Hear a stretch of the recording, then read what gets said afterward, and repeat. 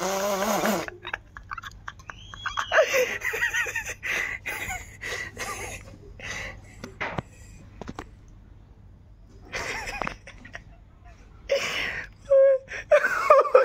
कहते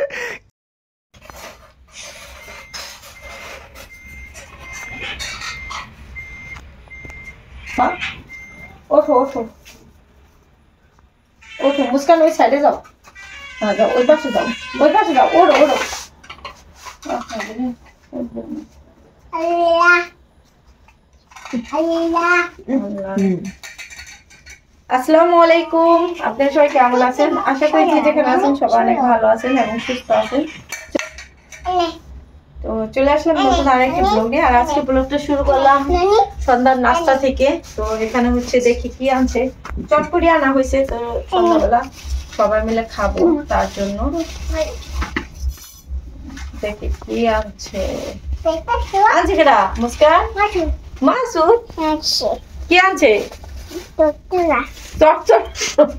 চটচড়া আনছে বলতেছে প্লেট নিয়ে আসো একটা প্লেট নিয়ে আসো রাখে ঠিক আছে পিছনে পিছনে যাওতে ওই ঘরে প্লেট আনো প্লেট নিয়ে আসো আল্লাহ কতগুলো আছে আল্লাহই জানে গরম কি কম করে জমনে খাওয়া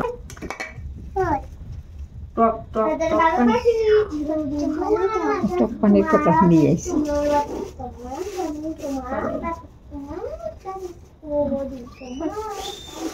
এটার ভিতর হচ্ছে টক পানি আর এখানে আছে আচ্ছা সিরিয়াল দেবো মুস্কান রাখো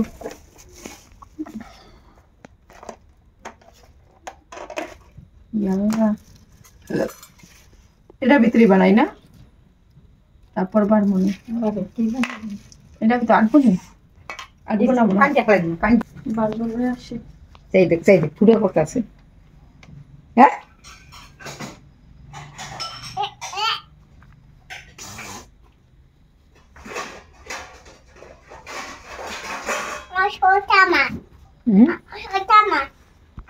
সবর এটা বলো এটা আনছে কে মুস্কান মাসুদ কার জন্য আনছে হ্যাঁ কার জন্য আনছে ও তো পুরা করতেছে পুরা করে না দাও এটা একটা ফুচকা খাও না কি খাইবা তা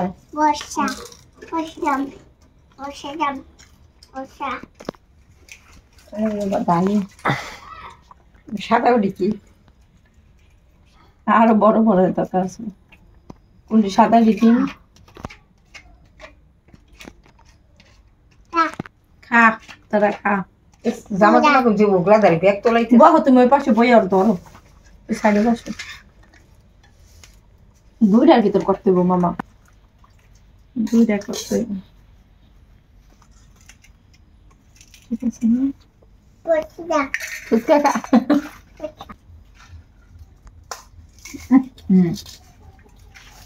আর তুই দেখ না তুমি আসো না বানাইনি বানাই দিতেছি ধরো না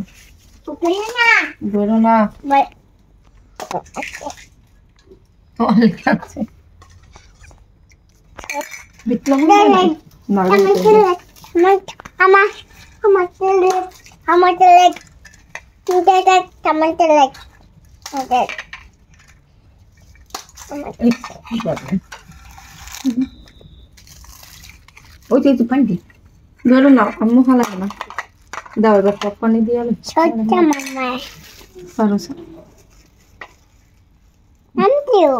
কম দিব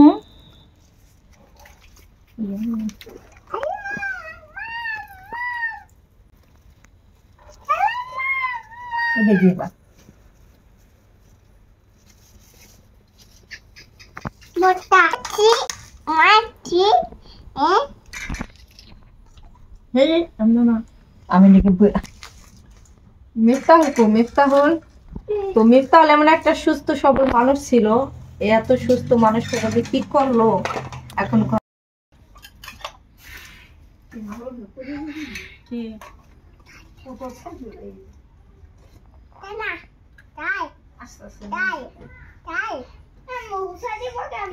আমি যাও ডাক দিও আমারে। আমি তো চামিচও লাগে, বড় চামিচ। ডাল মুকেন আর ইদা নাই, মরিচের ফাঁকি ফুকি দা নাই, বাড়ি সব মিক্স করি। ফুচকা বানাই আর কিছু কথা বলি আপনাদের সাথে। তো অনেক কথাই বলার আছে, বলবো আপনাদেরকে নেক্সট কোনো ভিডিওতে ইনশাআল্লাহ। আর আজকে হচ্ছে মিফতাহুল হচ্ছে ৪র্থ দিন সুন্নতে খাতনা করানো হয়েছে।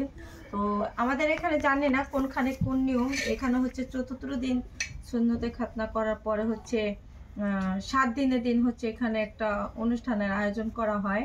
তো মাথায় পানি দেয়, যেটাকে বিয়ের সময় আপনারা তো সবাই দেখেন তেলই দেয় যেটা, তো সেম হচ্ছে তেলই দেওয়া হবে ওকে। আর হালকা পাতলা ভিতরে একটু অনুষ্ঠান করা হবে। তো ওর হচ্ছে আমাদের একটা প্ল্যান আছে, হচ্ছে আমরা বড় করে একটা অনুষ্ঠান করব মিফতাহুলের। তো আমরা কোনো অনুষ্ঠান করি নাই এ পর্যন্ত, তো সেই অনুষ্ঠানটা করব মানে যে আশা আছে আমরা করব। এই ওর সুন্নতে খাতনা উপলক্ষে কিন্তু 7 দিনের দিন করা সম্ভব না, করব কয়েকদিন পরে করব। তো সেটা আপনারা অবশ্যই ভিডিওতে জানতে পারবেন, কখন করি কি করি সবকিছু তো ভিডিওতে ইনশাআল্লাহ থাকবে। আর অনুষ্ঠান করতে গেলে দেখা যায় কি একা কিন্তু করা সম্ভব না, অনুষ্ঠান করতে হলে মানুষের প্রয়োজন আছে। আর আমার মতো একটা মেয়ে মানুষ কিন্তু এরকম একটা অনুষ্ঠানের দায়িত্ব নিতে পারে না। তো দেখি ছেলের অনুষ্ঠান করা হবে। আর 7 দিনের দিন কতটুকু কি করি সেটা তো আপনারা অবশ্যই ভিডিওতে দেখতে পারবেন সেই ব্লগে। তুমি খাইবা? তুমি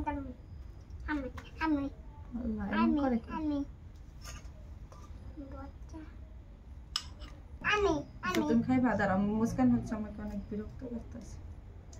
খানি নাও, খাও। আর এখন হচ্ছে বর্তমানে মিফতাহুল মানে খুব কষ্ট লাগে, ওর কষ্ট দেখলে আপনারা হয়তো যারা একটা মা সন্তানদেরকে এইসব করাইছেন তারা একমাত্র জানবেন যে কতটা সুস্থ সবল ছিল আমার ছেলেটা, কতটা ভালো ছিল। আর এখন যে ওরে কি পর্যায়ে আছে, কেমন আছে, খুবই খারাপ অবস্থা, প্রচণ্ড ব্যথা, তারপরে ঘা দিয়ে হচ্ছে কষ্টানি পড়ে, ঘা জলে, মানে অনেক কান্নাকাটি করে, অনেক বিরক্ত করে। তো ওরে রাখে আমি কিছুই করতে পারি না, অনেক সমস্যা। আর খাওয়া দাওয়া বলতে হচ্ছে ওকে হচ্ছে বলছে যে অ্যালার্জি জাতীয় জিনিসটা খাইতে মানা করছে, ওইটা আমি খাওয়াই না। 2 দিন ধরে শুধু ডাল ভাত খাওয়াইতেছি, তাও আবার মসুরির ডাল না, মুগ ডাল খাওয়াইতেছি যাতে না চুলকায়, চুলকানোর কারণে, কারণ ওই ঘাড় ভিতর যদি চুলকায় তাহলে কিন্তু চুলকানো সম্ভব না। আর রাতের বেলা তো ঘুম হয় না, ওর পাশে হচ্ছে ওর নানু রাখে, ওর নানুরে শোয়াই। তো বাকি কথা বলতেছি একটু পরে, কারণ নাস্তাটা সবার জন্য রেডি করছি, সবাইকে খাওয়াই, তারপর আবার ফিরে আসি আপনাদের সাথে। কিছু ইম্পর্টেন্ট এবং গুরুত্বপূর্ণ কথা বলবো আজকে আপনাদের সাথে।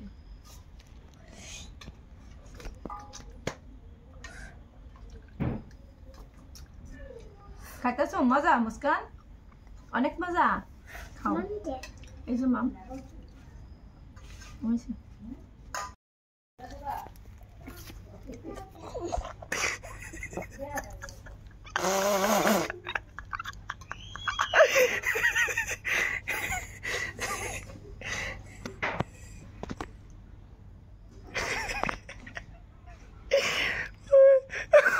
খাইতে খাইতে কান্দা দিতে তারপর খাইতে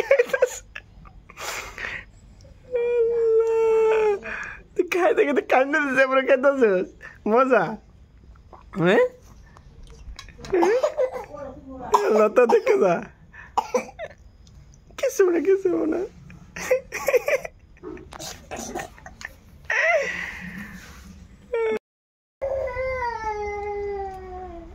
মজা লাগে মিফতাহুল চটপুরি? আমার মনে হইতেছে যে মিফতাহুল এই প্রথম চটপুরি খাইতেছে, কারণ মিফতাহুল কখনো চটপুরি ফুচকা এগুলা খায় না। আর সবসময় হচ্ছে খায় কি মানে গ্রিল, নান রুটি, তারপরে আছে হচ্ছে বার্গার, ওই ধরনের খাবারগুলো বেশি খায়। দাও পানি দাও। মিফতাহুল হচ্ছে সারাদিনটা কাটে হচ্ছে মোবাইলের মাধ্যমে। আর কারণ এইসব বাচ্চা মানুষ তার ঘরে রাখা সম্ভব না, ঘরে থাকবেও না, তো একমাত্র মোবাইল আছে, মোবাইলের কারণে মনে হয় যতটুকু সময় থাকে, তাও মাঝে মধ্যে বের হয়ে যায়।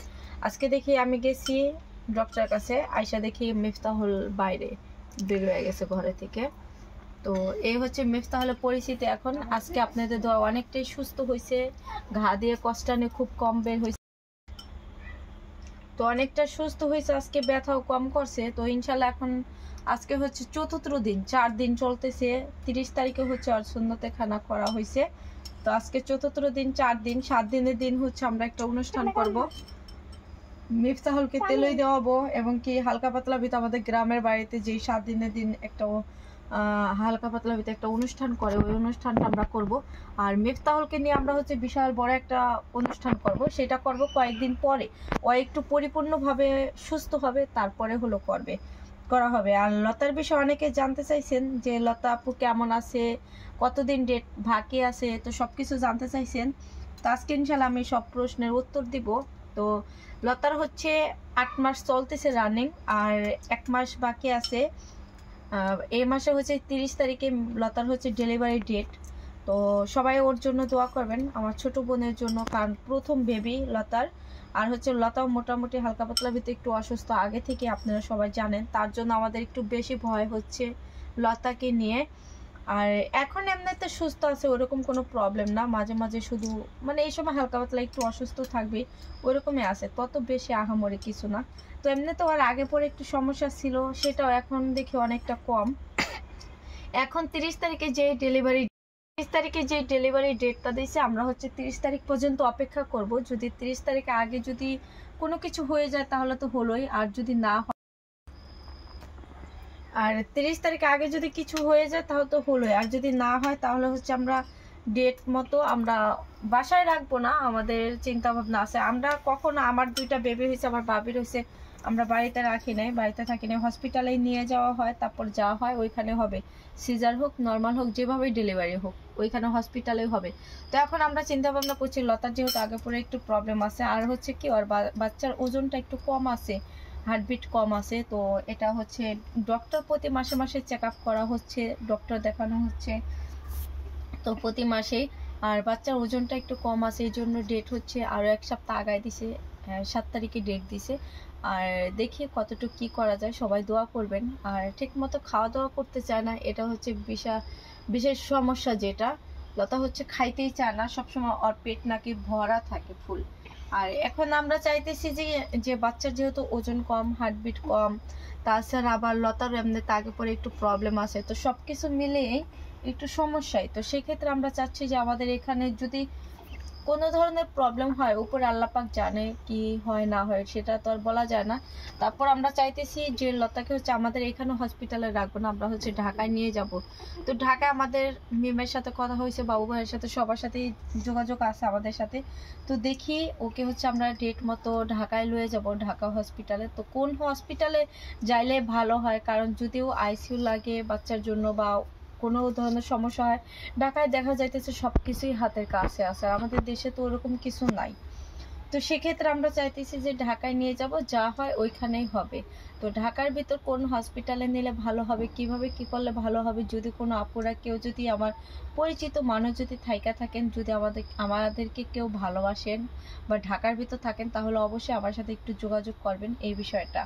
ঠিক আছে, তো আজকে আমার ছোট বোনের বিষয়টা ক্লিয়ার করলাম। আর ওকে ক্যামেরার সামনে বেশি আনি না, কারণ এখন তো বুঝে নেই, প্রেগনেন্সির সময় মানুষ একটু অন্যরকম থাকে, তাছাড়া মন মেজাজও বেশি ভালো থাকে না, শরীরটাও বেশি ভালো না, এই জন্য একটু খুব কম আনা হয়। তো অনেকে জানতে চান, এই জন্য ভাবলাম যেহেতু আপনাদের সাথে একটু বেশি গুড নিউজ আছে, সেটা আপনারা পরবর্তী ভিডিওতে আমি এক সময় দেখি মেপ, তাহলে মাথায় পানিটা দেই, 7 দিনের অনুষ্ঠানটা শেষ হোক, তারপর আপনাদের জন্য আরও আকর্ষণীয় ভিডিও নিয়ে চলে আসবো।